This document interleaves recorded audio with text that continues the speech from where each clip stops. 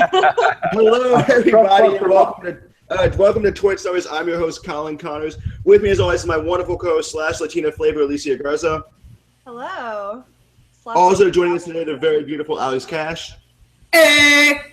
Wow, that was very loud. The always insightful Stephen Lehman. Hey! And from Survivor Cook Islands, the amazing Billy Garcia. Hey, I'm in a trust cluster muck. Trust cluster muck, that's right. And of course, our special guest tonight, the one, the only Artis Silvester from Survivor Philippines. Hey, Artis. Hey, what's up, people? Hey, all right. So we have so much to talk about, but it's always interesting trying to dissect a two-part episode because we spend the first part of it, or normally we spend a huge part of the episode going, what's going to happen next? However, we already know what happened. We know we got two episodes, so we won't be focusing too much on that first episode. We'll mainly be talking about just the giant chaotic mess that was the last part of the second episode because none of us saw it coming. I'm feeling a little bit like we got red weddinged in Game of Thrones. A little bit. We kind of got betrayed. Anyways. That is an apt simile or metaphor, or whatever it is. So before we get to all that, we're going to just go all the way back, and I want to throw this to you, Artis, first. One of the first things we see in the first episode was Jay just saying, you know what, screw it, I'm going to show everyone where all the food is. Jay is showing himself to be somewhat competent as a player. What do you make of his chances to actually win this game? Does he have a shot? Because I've been saying watch him. He has a shot, but only because of all the other fucking drama that's going on out there. Because he was dead to rights. He was gone until the drama unfolded, you know? Till David and Zeke. I mean, the two worst guys. Why would these two guys get in a battle with one another? Well, unbelievable. It seemed to me that their little battle was premature, but I want to kind of stay on this Jay topic because Billy, last week when I was with Sandra, I bet her $4 that Jay would be out by Final 7. Is that possible? Because he has the idol, he's shown he's capable of winning challenges, and there's still a giant feud going on. In this very blindside happy bunch, I wouldn't put it past anybody that anybody can go at any time, which is I think is what Survivor is going for this season. But am I the only one that saw David and Zeke like a mental picture of them slap fighting each other?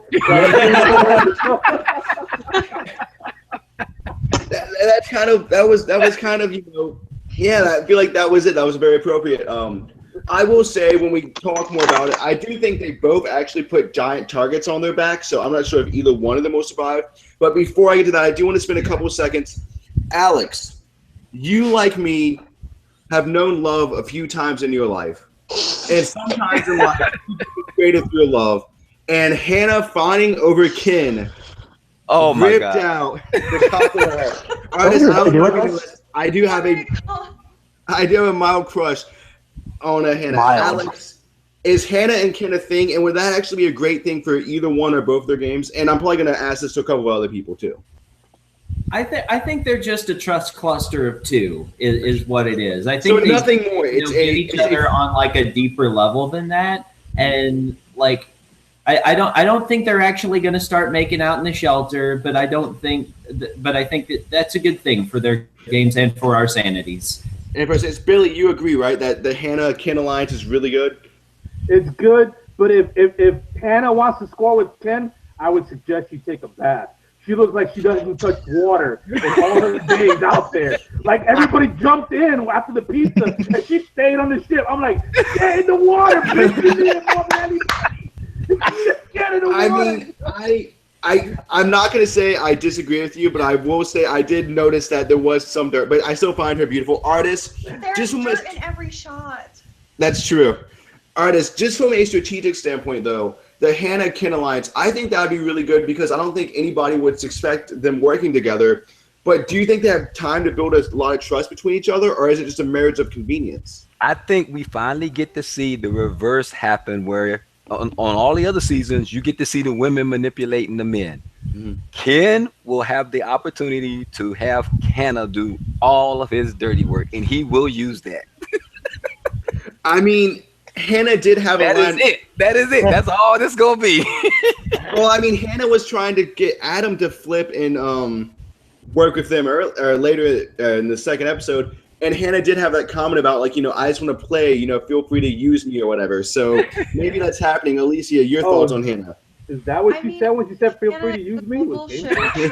And she cannot be tamed, and she cannot be like drawn in to be smart at the gate. Like, she's a total loose cannon, and she's like, awkwardness aside, like, she can't lie to save her life, as we saw with her interactions with Zeke, which was super easy to just be like, yeah, Zeke, yeah, like, David, so crazy, like, so strong. But she couldn't even bring herself to do that, and she was like racking her mind for like any other name to say to him but Zeke himself. And that was, it was so transparent. She's like, Bob, Marcus, and like, he's like, I don't fucking know. Like, I don't know. It like freaks me out how bad she is at the game. Well, she's still amazing. Okay, so I'm gonna throw this. I guess Steven, I want to talk with you real quick. We did get this great little montage of Will saying to Zeke, "Hey, don't tell anybody, but Jay has an idol." And then just from a video editing standpoint, that was so brilliantly done. Just fawn over that for a little bit, and I'm going to talk to Artis about that too. Like, that was fantastic, and there was a quick tidbit I think I remember in Karamoan. It was a very subtle, not subtle, but it was a moment I remember, and I think, Philip was like, "Dawn, don't tell this person about this." And the very next cut, we have Dawn going to said person, telling them about the thing she's not supposed to be telling them about. So it's something we've seen before, but I just really enjoyed how it was done. It's like, Jay has an idol. Jay has an idol. Jay has an idol. It was just great. Yeah. And then human nature. It's like human nature. Tell that one person that quote won't tell anyone else your secret. I did it earlier with my friend Kira. And then it's just the little grapevine. Like it just. Alex, real quick, then Billy, but I did want to get Artis' reaction to that as well. It was crazy because you hear him say, "Don't tell anybody," and then everybody in the camp knows, and Jay's walking around like he thinks he has the idol secretly hidden in his back pocket. It's like he's oblivious that everybody knows he's got it. And it's Artis, and to us, the way we watch the episode, it makes us feel like that everything's contained. But I guess over a 14-hour period, you could probably successfully tell something to every person on the camp without someone figuring it out. I'm imagining it's pretty easy, actually. Yeah, it is. It is, because everybody has their little side conversations, but the editing was actually brilliant because it made it look like as soon as it was done, it just programmated. It was immediate. So, Alex, real quick, what you wanted to say, and then I do want to open up the discussion about Will. Like when it was a portion of the episode preview for next week, what it reminded me of was there was this one great little sequence in Gabon as well, where like they were previewing the double boot episode. And so they had, who's going home, and then it's just quick cut. Everybody talks about everybody. We have to get out Sugar. Corinne has to go, and then Susie's like, actually, I was thinking about voting you. That's fantastic, and that's the thing. Survivor editors, if you're watching this, do more fun stuff like that. Play with the medium just a little bit. Alicia, did you want to say something, or are you just holding your one? Okay. No. So going back to little side conversations, Artis and Billy. I'm just wondering when. Earlier in the episode, they were talking about Zeke and Chris going off all the time to have conversations. But how obvious is it if two people are going off and talking a lot, or is everyone kind of pairing off and walking around and then switching and walking again? It's pretty obvious, but sometimes what ends up happening is that people will pair up with each other to go for water or stuff like that, and those are a lot of the conversations that you see. But when you're out there, you see people leave together. It's the thing is, if somebody leaves by themselves, you automatically assume they're searching for the idol, no matter why they're leaving. That's an automatic assumption. But then you see people pairing off for different reasons and everything. But it's blatantly obvious. So you can't really win because it's if you go off, even if me and Steven go to get water and we only talk about cookies the whole time, people are just going to assume we're strategizing. Absolutely. Oh my God. Especially if there's some drama and you're that person they worried about flipping, and you leave with somebody on the opposing alliance, it's automatically assumed that you're talking about flipping. Well, you're letting them know, look, I'm a wild card. I'm not really with them. I'm free to go anywhere. So I'm gonna ask this to Artis and Billy. So would the best Survivor strategy to be just to sit in the camp vicinity for 2 days and just never like do one-on-one? Well, no, because you would never bond with anyone. But it'd be funny to see someone try that. No, I would say being open about what you're doing. Like, what I did was I made it sound like I'm talking to the camera crew, but I was really trying to tell everybody what I was doing. Like, I'd be like, all right, guys, I don't know if you guys want to take footage of this, but I'm gonna go take a shit now. But it was my way of telling everybody, like, I'm not going off the scheme. Like, I'm taking a shit, you know, or you know, but you got to scheme at some point because it's the game. So exactly. So a good time to scheme is when somebody else is scheming. That's very good point. And I just want to say this: in high school, whenever I was late for a class, the teacher would say, "Why you're late?" And I would just walk up to him and go, "I had diarrhea." And I would whisper it to the teacher, and I never had any problems. So what y'all are saying is I could use a strategy in Survivor too. Yeah. I mean, not all of these strategies work. Like, one of my ways I used to get out of work was to say, "Oh, I shouldn't have had that octopus salad last night." Like, that would be my way of going home early. But that sort of thing doesn't quite work on Survivor. But what I would do, like, what I did was, like I said, I'd just be open. Like, oh, I gotta go do a confessional now. Like, and then go do the confessional. Or just be open. Like, oh man, I'm feeling dirty. I'm gonna go jump in the water to wash up. Like, that sort of thing. Just like an outer monologue. Yeah, narrate. Yeah. Like it's Scrubs. Yeah. In fact, I even got called out by the field producer. Like, you don't need to announce when you're gonna grab the machete. You don't need to announce when you're gonna get fired with. I'm like, fuck you. They think I'm scheming. I'm gonna announce it. And Artis, one, you did talk even though they didn't show it, and two, did you ever do any of the narration that Billy did, or how did you make people think that you weren't scheming? No, I really didn't care. I mean, there were people that I wanted to work with, and there were people that I didn't want to work with, and the lines were clearly drawn in the sand. There was no crossing them. But for the most part, when you're out there, if you're not part of the conversation, then you're not playing the game. But you also have to be careful about leaving, especially leaving by yourself, because that then gives those people that really want you out or that are questionable about you, that gives them the opportunity to plant seeds in everybody else's mind without you knowing about it.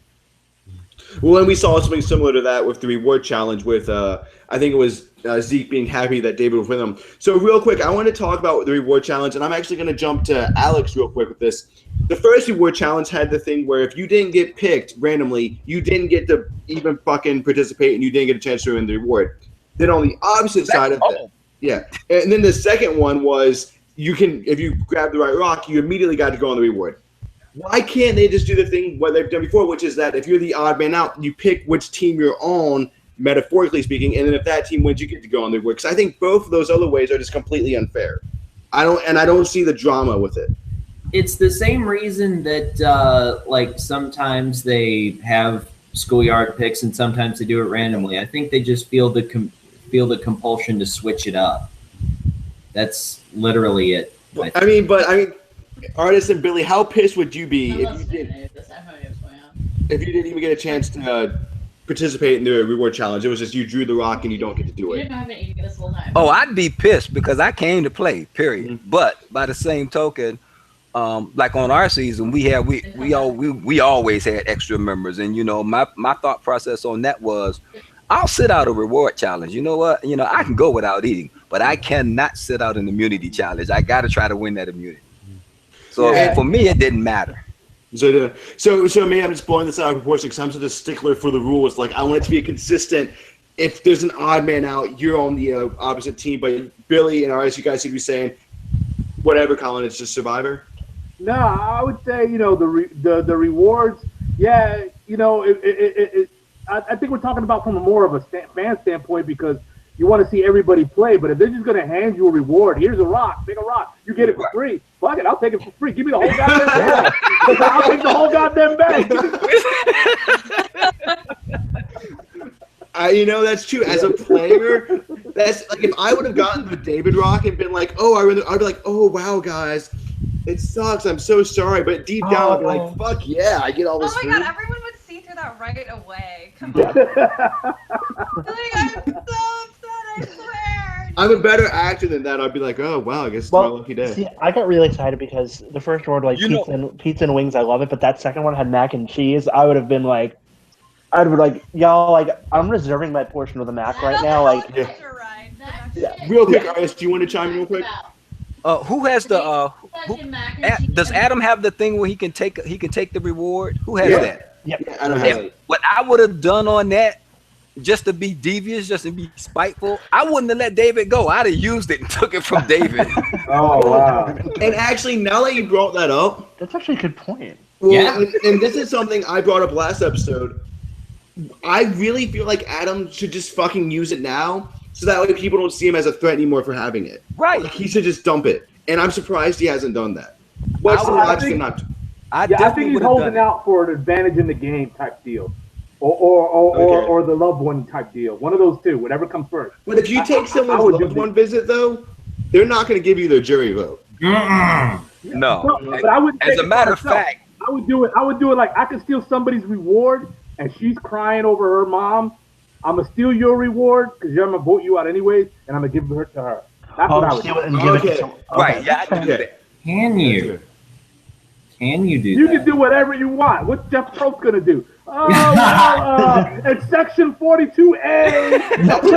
I think Jeff Probst would allow that because hell, I'm such a stickler for the rules. I don't like how people can just play idols on people and the other person doesn't have to verbally accept it. That's just a weird little niche in my book. I think that if I say I'm playing my idol on Ken should have to say, okay, I accept the idol. That's just a weird little niche. Now, see, this is I got a big. I love this. I told y'all before. I had tweeted before. Adam is the man. Anytime you can get somebody, he knew. It's like he knew that. Who is it? David had planned on playing the idol for Hannah, and he just threw out there that they were having a conversation. They're going to change their vote to Ken. Oh yeah, just so he could throw that thing over there. And I was like, that was a brilliant. If he makes it to the end, he deserves to win based on those two moves that he did. Where he got somebody to throw their idol away. And I'm glad you brought that out because we're going to bring that up when we get to that point. But that was just a moment of brilliance. Okay, so that's out of the way. Loved one's letter. Alex, as a super fan, we like the emotional aspect of it, but it's not strategy. Do we like the way out of it, though? Do we like the fact that, hey, they're not talking about the game for, 10 minutes out of the 45 minutes? Yeah, like I like that. I like having like a little break. Like I think sometimes it can feel a little forced. Like like if the loved one actually shows up, then they're sort of a character in the game, and then that becomes interesting TV. But if like sometimes when there's a storyline about something that happened at home and we keep hearing about it, but like it doesn't. Like, well, and I think that's the trick is that when it's just people that we're not that emotionally connected with, we don't care. But I mean, Artis, Adam has this great storyline, and great's not the right word to use. Adam's mom does have brain cancer, right? And it is motivating lots of his game. Now, do you think it's a mistake that he's not telling other players? And I actually want to hear everyone's input on this. I do, because just like when they found out that I had cancer, it was like, oh man, he's got a perfect sob story if he makes it to the end to get the jury votes and everything like that. So, if he makes it to the end, and then he exposes it, it could actually put him over the top and have him win the game rather than say it now and have it on everybody's mind throughout the whole game. Yeah, I agree. If he says it now, it's a bullseye on his back. But if he waits until the end of the game, so long as it's very sincere and he keeps his love letter, his loved one letter. Did I say love letter? My bad. Yeah. His loved one letter. He could just hold it up during his speech at the end and show that it's genuine. He's not trying to get sympathy votes. And so, And that's the key, because I have a feeling that if he were to not say anything and then in the final three just be like, hey, vote for me, my mom has brain cancer, that could blow up in his face. But that's very true. If he had the letter and he was sincere, I actually do think that puts him over the top. Alex, you want to make a real quick point about that? Yeah, because in Cambodia, Jeremy did the same thing. He waited until final three. And I think that did help put him over the top, or at least that's what we were led to believe. And then Alicia, that was a smart way to play it. Did you have any thoughts on that? Unmute yourself. Oh yes, you're muted. I muted you a while ago. You're still muted. You have to unmute her, Colin, I think. Oh my goodness. I don't have the ability to unmute her. Oh my God. Yeah, I see the big old X to her microphone. All right, well, you're Wait, How did you? hear me? There you go. There you go. Okay. So as I was telling my friend earlier, Adam has such an incredible story that it makes me want to root for him, except he's like all over the place when it comes to his Survivor gameplay. So to me, he's a very bad player. So I feel like his story, if he was to tell it, would tug at heartstrings now, but then start stressing everyone out when they thought Very about similar to what how Artis to use said. that to- And I mean, also, I want to be clear, and you guys can correct me if I'm wrong. If someone makes it to the very end of the game of Survivor and their mom has cancer, but they played a really shitty game, it wouldn't necessarily automatically give them my vote. And I think we all feel the same way. We would say, I'm sorry, and I will donate to her GoFundMe, and I will visit her, and I will, pay her respect. But this is Survivor. Or am I just an asshole?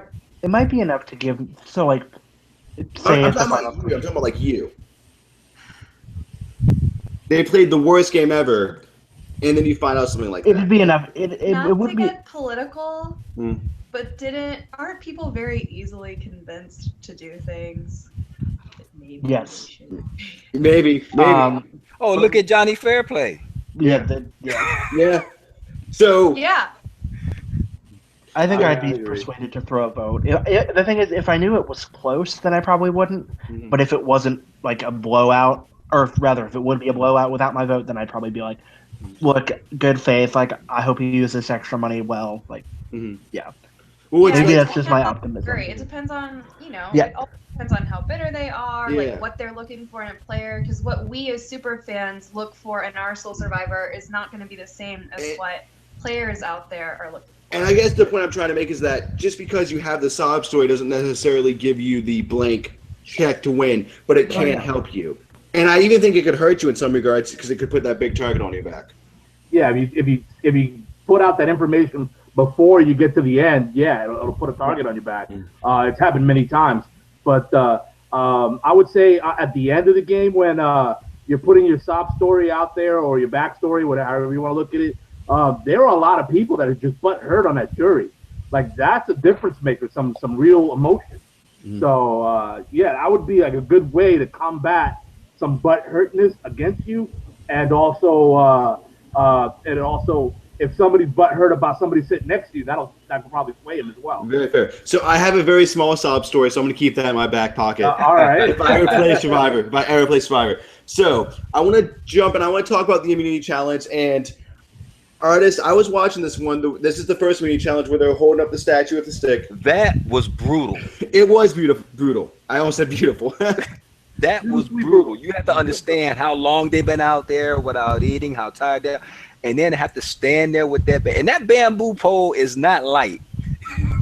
That bamboo pole is not. That was a brutal challenge. I was surprised. I expected David to be gone within 30 seconds, so I was actually I surprised. thought Ken was going to win it, Ken or Jay. This is new. So my question is this, though, and this is another kind of weird, super fanny question. Should they have done something about the ants once they realized that was a problem? Now, Hell no. you're saying hell no. Oh, wow. All right, very fair. No, but hear me out, Artis. Here's my historical context for this, okay? If we go way back to Survivor Palau during the Baba Booey challenge where it was Tom, Ian, and Katie, right? Anyways, towards the end of it, they couldn't light the challenge, and they were using torches to light it. One of the torches was actually causing smoke to go into Tom's eyes, and Tom was saying, you have to change it. You have to get that torch out of my eye, or the smoke out of my eyes, because it's providing an unfair advantage to Ian, my competitor. If only some of the players are covered in ants, isn't that somewhat of an unfair advantage? Or am I just being super nerdy?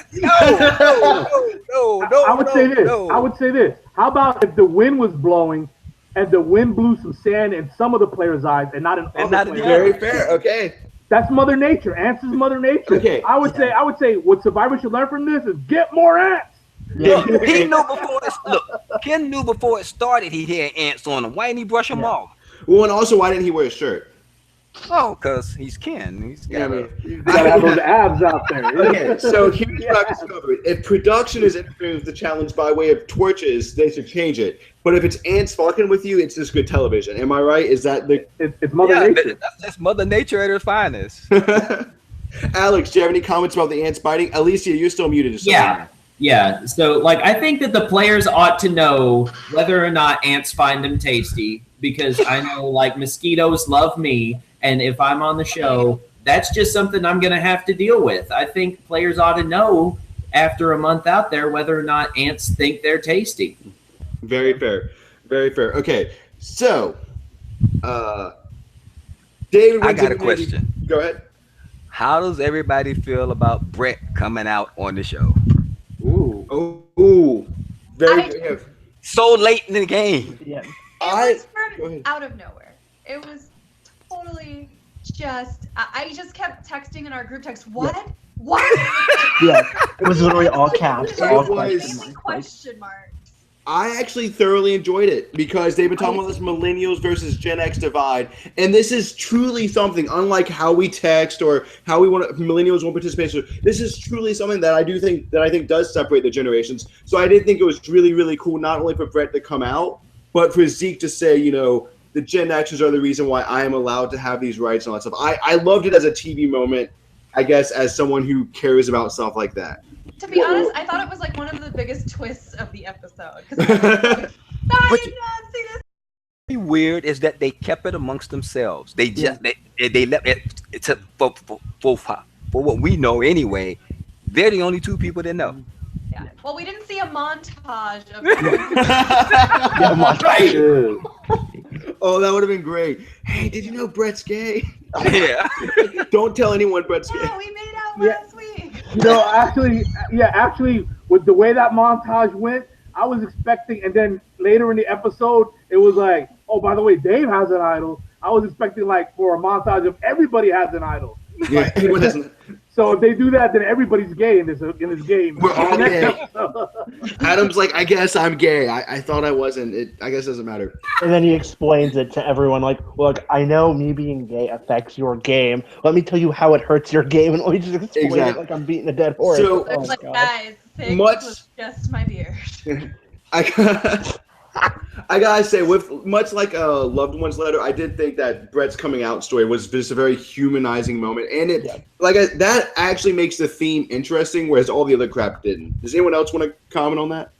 Oh yeah, it was definitely refreshing because you think Jeff is just going to pigeonhole this thing into like millennials, Gen X, like which side is going to do this, that, the other. Yeah. And it was just refreshing to me because I always like the humor. And it was a real contrast too. But real quick, besides of that, Artis, I would say that Brett's kind of gameplay also came out this episode too. I mean, we saw him at least being somewhat more visible. Now, is he more visible because he has a shot at being an actual player later on? Or was it just because there's not that many people left? Because remember, he went up to Zeke right after Zeke flipped on Chris and was like, hey, I want to work with you, all that stuff. So does Brett actually have a shot? Is he an underdog?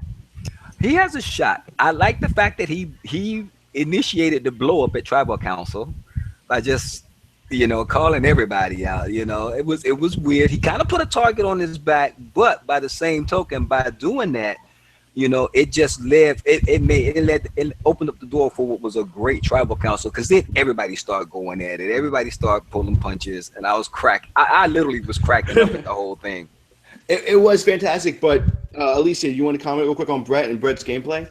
Yeah, so going off of Artis, when Brett blew up the Tribal Council and made it super dramatic, for me, it went from me being like, ugh, Brett, you're so boring and one-dimensional. He's just an alcoholic. Yeah. Explosive, angry reaction towards him, which meant that he was making me feel real things besides boredom. And so I feel like with these past couple episodes, he's gone from a very blah, standard one-dimensional player to now one of these players we've seen all season long, where we're seeing so many different. Exactly, we're seeing everyone is very human, very good and very evil almost. Right, and you do have to tailor. You have to tailor when you're going to expose yourself in this game, because if you do it especially if you're a strong player, if you're a strong competitor, for challenges and everything, you have to tailor when you come out, because if you do it too early, there's a target on your back and they're going to get rid of you. But if you tailor it just like, so right about now, he's probably one of the strongest players left, and he probably feels like he probably feels like he can run the table on immunity challenges. And if you feel like that, yeah, you don't have a problem with coming out now. And that's things I think Brett was someone who I highlighted a couple episodes back of saying watch him, and maybe that might actually come to fruition. Billy, did you want to make a comment real quick on Brett? Yeah, two things on Brett. Number one, his rattling of everybody's cage did kind of made him look like the villain of the tribal council. But I like the aggressiveness. He needed to get aggressive. He needed to not have his game in the hands of Zeke and David anymore. And so he played a big role in having to misplay the idol, because the strategy was to play it on Hannah, and then the strategy changed to play it on Ken, and a lot of his rattling of the cage had played a role in that. Exactly. And then my second thing was that I love that he's not a stereotype of the gay community. He is the opposite of the stereotype of the gay community. Oh.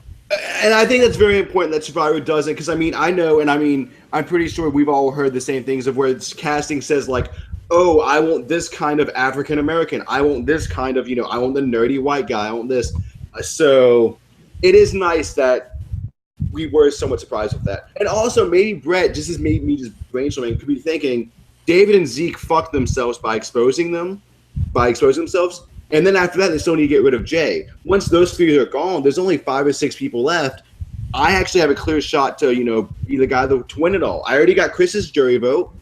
So maybe. Alicia, you want to say something? I didn't have my hand up, but yeah, it's crazy to see how many different players I think have a shot at this point based off of what we've seen, and it's ever evolving. I was telling my friend, Brett's so boring, get him off the screen, and now I'm like, oh my god, Brett. He's actually interesting. Brett is there. He's a contender. And this late in the game, there are still, well, now there's 2, but it was so weird to have so many idols still in play this late in the game. Yeah, it's been a crazy season. Alex, I didn't want to advantages, like so much going on with Jess's legacy thing, with Adam stealing the reward. Like, there's still so many twists left that not everyone realizes. Yeah, there's not much game left. Exactly. So shit's gonna get. Yo, Artis, I got a question for you, and then I let the fans chime in.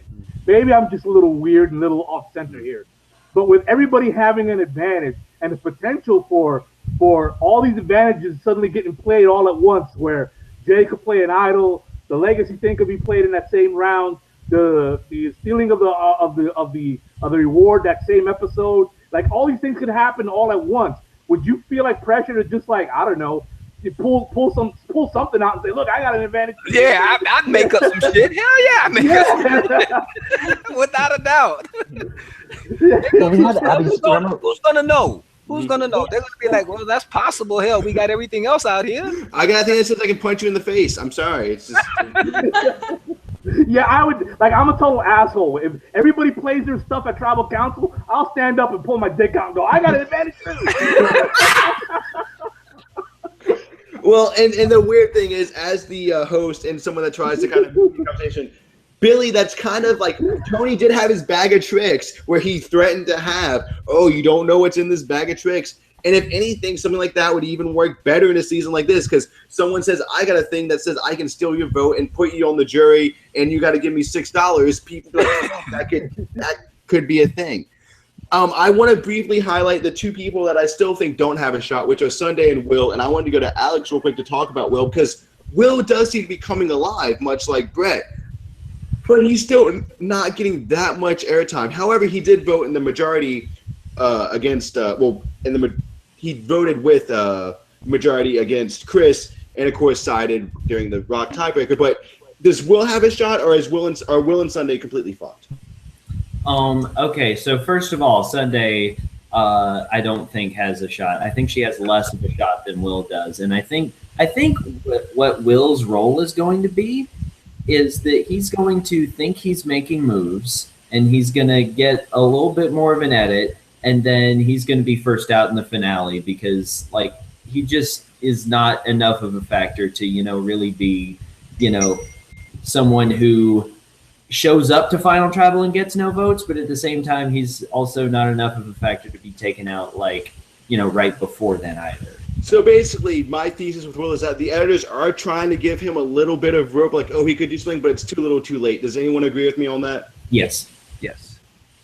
Artis, Billy? Yeah, Alicia? absolutely. Yeah, I think for either of those two that you mentioned, or Will or Sunday, to have any kind of a chance, something has to happen that we haven't seen yet, which is like somebody go total start burning bridges, like all within 2 episodes, just burn Right, and every people bridge. get. There's going to have to be some medical evacuations of the primary players. There's going to have to be some serious drama going to have to happen for him to have a shot. Yeah. I agree. And I mean, think with Will, remember he's the youngest Survivor player ever. Ever, So, like yeah. they have to give him some sort of screen time because otherwise, like, why did they even cast him? Right. So.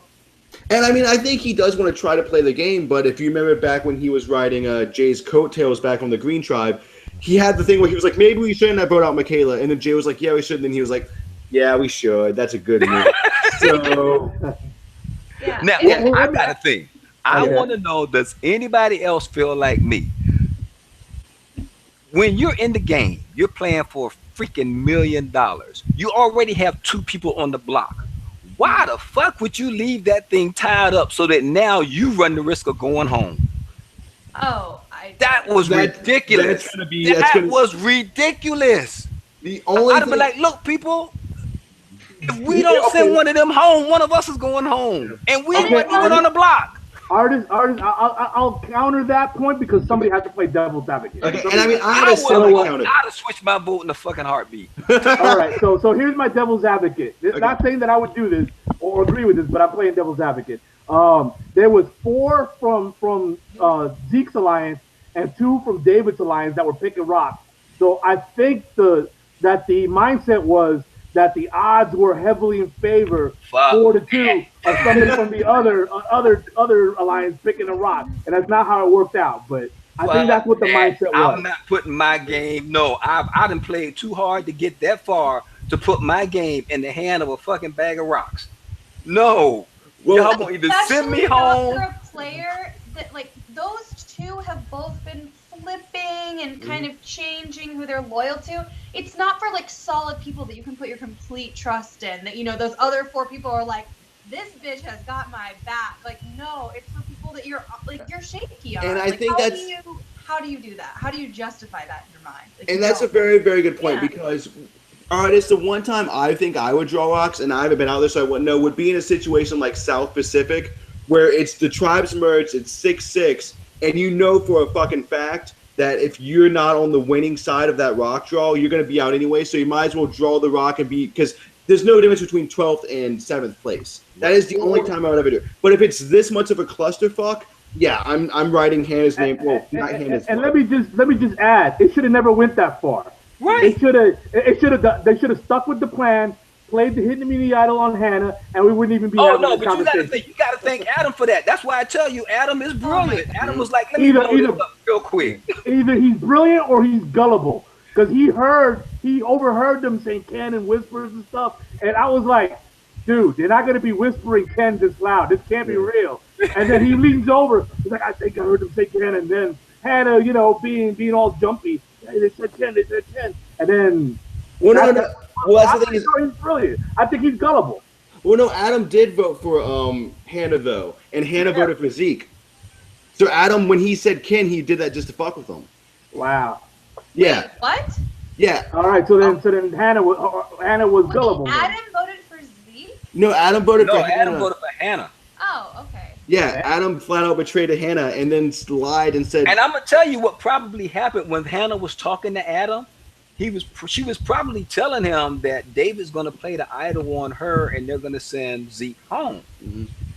And which, if she did say that, that was stupid on her part. Exactly. Yeah. Well, I mean, we're going to find that out next week, but I think you're right, Artis, because Adam flat out stabbed Hannah in the back and then told her to play the idol on Ken. And now Jessica's gone. Holy shit. I'm going home. Oh, she was demoralized. She was crushed. Oh, She was literally I mean, crushed. Artis, how heartbroken? I mean, you would never be in the situation because you would flip. But imagine something like that happen. How heartbroken would you be?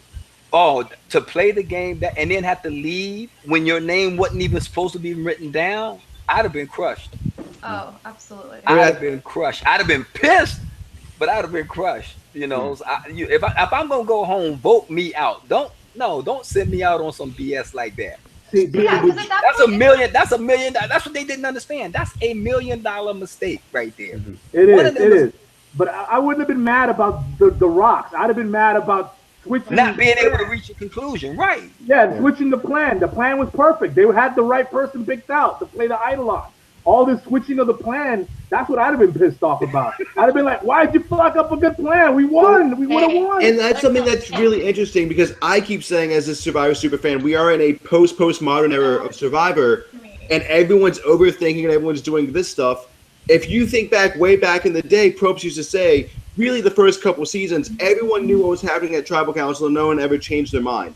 I think because of all the chaos that's been happening in these newer seasons, eventually we're going to go back to like original Survivor style playing when everyone's just like, fuck it, I'm not changing a damn thing because we've seen what's happened. We're going to see a regression. Yeah. Hi, Alicia's friend.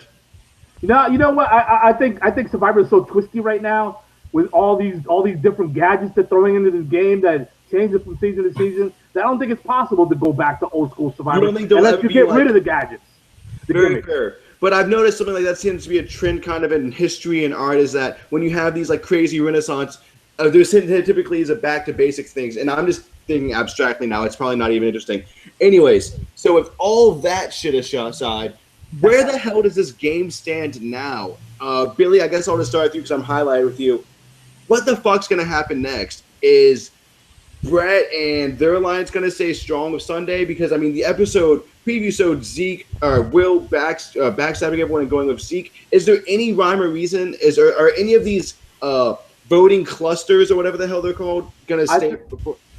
I think Brett's line, one of his last lines of the episode, was foreshadowing what's to come when he said it's every man for themselves. Yes. Yeah, I think we're going to see a battle royal. I think that's what you're going to see. You're going to see whomever it just happens to be, you know, anywhere near the chopping block. You might catch the axe from a distance. It just might get thrown at you. It's not a case anymore where you get a bunch of people hold somebody down and then they get their head lopped off. I think right now it's total battle royal. But are there any? It's a ninja fight. And Artis, but do you think like at least something like the Ken and David and their alliance could stand, and maybe Ken and Hannah could still be working together? It's like, do you think these fragments could form something, or is it just too scattered? I made a note about that. I said Ken and David could be an incredible surprise to run to the end. Okay. Because nobody would say, well, until David played that idol for him. If he hadn't played that idol for Ken, that when they partnered up in the beginning and told each other they wouldn't write each other's name down, they could have rolled that because nobody would have saw that coming. And they could have been a voting block and determined who went home every single time for the rest of this game with this many people left. If you can get a voting block or two right now with 9 people left in the game, you can control who goes home. And I think that's a very good point because we are kind of in this weird, extremely fractured environment. Alex, is there anything in Survivor history that's where there was a merge tribe that was this like disconjointed? Because there's no tribal lines anymore. No one gives us about tribes. There's only a few little fragments of alliances. Like we assume Sunday and Brett will work together. We assume Ken and David will work together. But besides that, what else is there on the ether for us to analyze? Well, I mean, it's the kind of thing where, like, we're still going to have to see, like, I don't think we can really judge this, like, until the end of the season. But, like, I remember being this confused about the alliances back in Amazon. So, like, that's the first thing that comes to mind as far as, like, an early one. And other than that, like, I don't know, man, because, like, even Cambodia had more defined alliances than this. And I mean, you think back to like Cagayan, everything was kind of crazy, but it was all jostling around Tony's group. There is no center group that's going to be dictating what's going on. So this is some fanfic shit right now. Some fan fiction shit. So, okay. Talked about all of that. So I guess, Alicia, you looked at me as kind of strange. What? Oh, no, yes, Karen. Okay. No, Well, I just think I wouldn't cut it in like this new age Survivor with the voting blocks, because I would want like my ride or dies out on the island and know that like they had my back and I had theirs, and it was really hard to concentrate with my friend nuzzling me and giving me a big blowjob right now. But I mean, the island seems like it's so difficult to be on without those people you can really rely on, and so I think I would really struggle not having those people. Yeah, and I mean, Survivor life. Artis, you had Pete, you had Abby. Imagine if you were playing and you didn't have anybody. How chaotic would you feel? How would that feel playing a game like that? Where there's fucking nothing. I wouldn't have had a problem. See, because first of all, I had Pete. I didn't have Abby. I had Pete. And Abby was just a fallout. If you with Pete, Abby just came along. Mm-hmm. But I would have switched. Like, had I not went home when I went home, my whole game plan was to switch. I was gonna talk to Malcolm and Denise because I figured that they were still tight because they were the last two from from Matt Singh that was still left. So I'm figuring they were going to be tight throughout the game, and we could have formed a block of 3 and ran the rest of the game.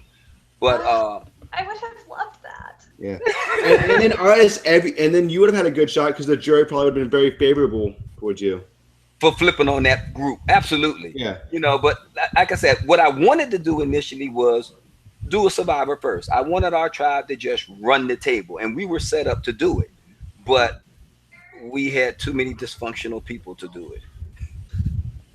And that tends to happen. So I guess the last thing I wanted to talk about was, and I'll talk with you, Billy, first about this, was David and Zeke are both obviously very intelligent people. They're both super fans of this show. And they both target each other, but they target each other in a way that, honestly, I think neither one of them has a shot at winning the game now. I think it's mutually assured destruction. Because you're disagreeing with me, but my thing is this. Even if Zeke goes, everyone's going to go, look how smart David is. We got to get him out and vice versa. Or am I just projecting? Because it seems to me they both just put giant targets on their back from their aggressive gameplay. And maybe they should have just worked together for a little bit longer. Actually, I am wrong. Yeah, because I think with so many people flipping sides and being a battle royal, my enemy is your enemy, or your enemy makes me your best ally. So I think so long as they see like somebody like a Brett or Jay sticking around as a bigger threat, they'll come back and work together. Especially after they just both dodge bullets. They both might have a little sidebar and be like, hey, we're gonna get ourselves both killed going after each other. Let's instead work together and let's really turn this game upside down. And that's actually where I agree with you, because like I said, I really do think if they keep going at each other, they're on a path of mutually assured destruction, because I think after one goes, the other one's going to follow right after, and then it's going to be even crazier. But Alex, what are your thoughts on this? Should they have targeted each other so early? Should they just say screw it and work together again? I think it would be smart for them to try to work together again. I don't think it would last for more than 1 or 2 episodes, though. Because I think rather than them like intentionally trying to target each other like this round, I bet what happened, because this seems to me to be more like, a plausible, guess at what happened, was they both sort of floated the idea that the other was threatening and they should maybe get rid of each other down the road. And then information crossed and they both found out about it. And it's like, okay, well, now things have escalated. I don't like this, but I got to get rid of him now. You don't think it was serious? Because my thing is, I don't have a problem with them trying to target one another, but they did it in such an overt way. I think they put a target on their back. Alicia, you wanted to comment, and you're unmuted. So yeah. So I actually think that those two, that Zeke and David, have inspired a lot of loyalty to themselves from the other players, like throughout these kind of past few episodes. Because you've seen Zeke go and kind of scoop up like Brett and Sunday, the people that weren't really taken seriously and weren't considered a lot, at least on air.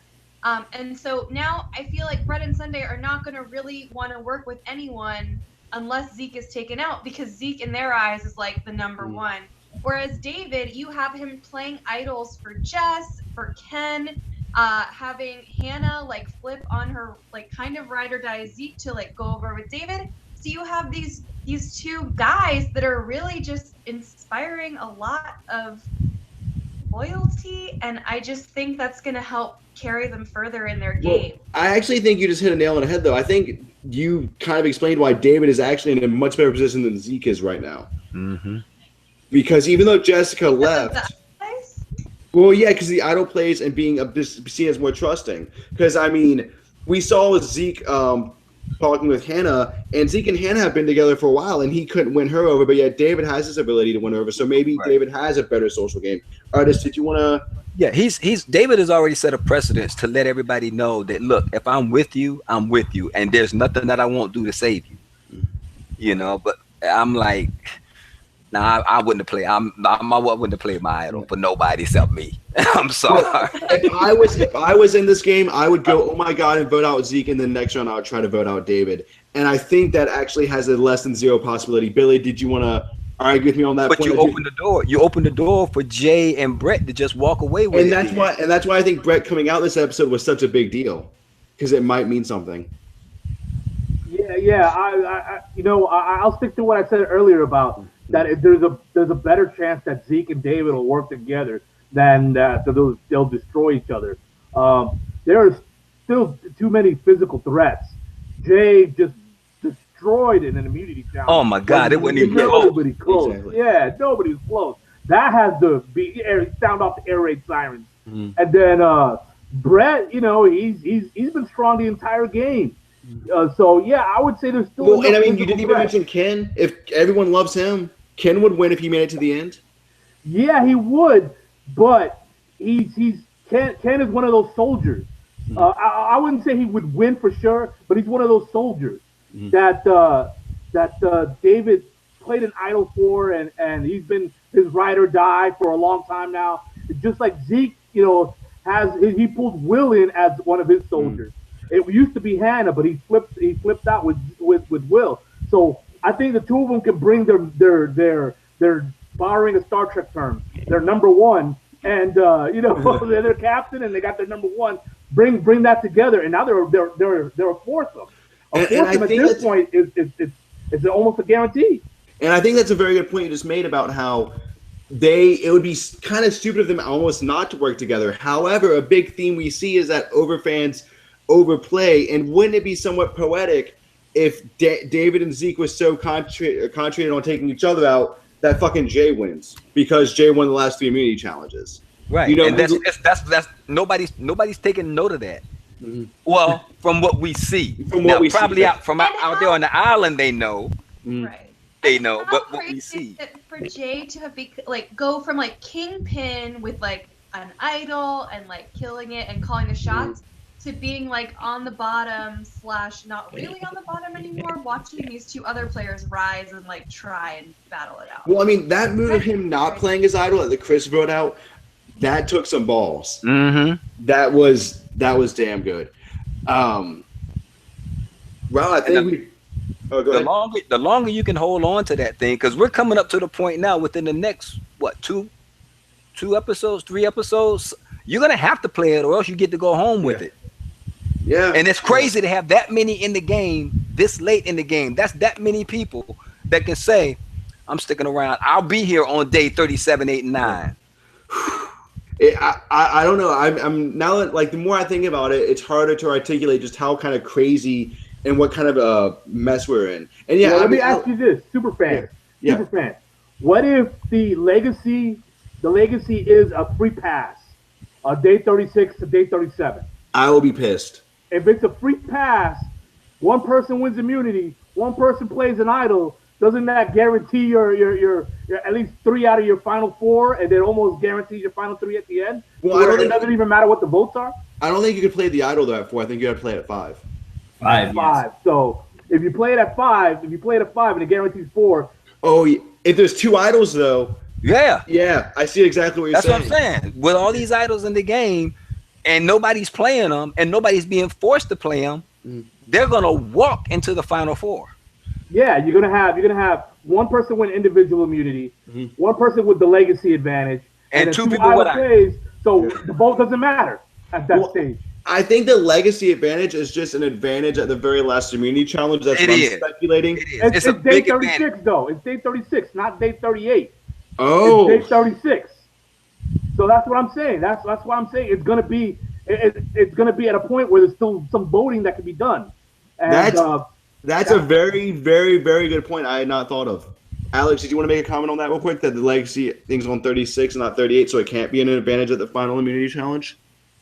Well, like I thought it was going to be an advantage at the final 5 immunity challenge. That's what I always thought it was. Well, let me ask you this: if it's called the legacy advantage, which what would be the legacy? It would be it is that you get to pass it forward. I guess that's what the legacy is. You will it. But no, I think it's a free pass.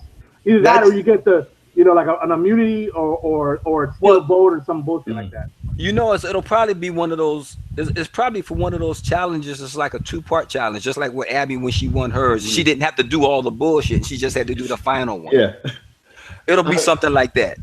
I mean, we'll see, but it's just a weird time in Survivor because there's so many pieces on the table and it's all just completely chaos. It's all kind of a giant clusterfuck. I did think we hit on something though, especially with Zeke and David. They kind of have to work together to at least clear the field a little bit before they take each other out. But we'll see. It's a battle royale. So before I wrap things up, does anyone have any final thoughts, any last minute comments you want to say, anything you want to address before we end it? Real quick, Alex. Yeah, since Steven dropped out of the call, he wanted to talk about this earlier, so I'm just gonna, put it out there. Anxiety shaming, not that cute. No. That was one of the things that Brett was saying during during tribal council, and it felt just like a little too personal. And I think because if you notice, after they said don't do personal attacks, he did kind of recoil a little bit. So that made me think, okay, maybe he was like, all right, because, I mean, we think back to Jeremy skipping to vote out Kimmy in Cambodia. Emotions are running really, really high. And while it's not really an excuse, you can kind of understand why it happened, if that makes sense. Yeah, absolutely. I also think he was trying to rattle some people's cages. And that thing is, if he was doing it to rattle cages, though, he's fucking brilliant. Yeah, he just went about it. He just went about it the wrong way for a moment. Yeah. But the one thing I want to say before we go is, Artis, it was great seeing you, and I miss you, brother. Same here, Billy, man. Same here. Well, we will have you both on again, if not before the finale, on the finale when we have everyone else on. But with all that being said, I want to thank Alicia, I want to thank Alex, I want to thank Billy, and I want to thank Artis. And I want to thank the viewers for sticking with us. And be sure to join us next week. Have a wonderful Thanksgiving. And do not shop on Black Friday. All right. Bye. Bye. Bye, people. Bye.